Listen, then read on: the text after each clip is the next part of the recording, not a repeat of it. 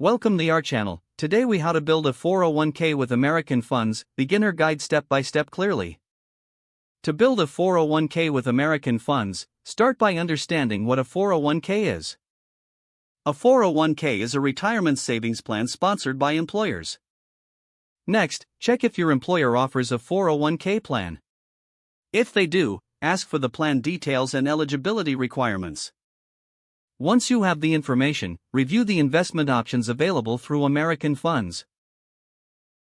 American Funds offers a range of mutual funds to consider for your 401k. Decide on your contribution amount, keeping in mind your financial goals and budget. Most plans allow you to contribute a percentage of your salary. Consider contributing enough to take full advantage of any employer match. Now, complete the enrollment process as instructed by your employer. This may involve filling out forms or accessing an online portal. After enrolling, create an investment strategy based on your risk tolerance. You may choose a mix of stock, bond, and money market funds. Regularly review your investments to ensure they align with your retirement goals. Revisit your contribution rate periodically, especially after salary increases. Adjust your strategy as needed based on market conditions and life changes. Stay informed about your 401k plan by reading updates from American Funds. Finally, remember to keep your contact information updated with your employer for important notifications.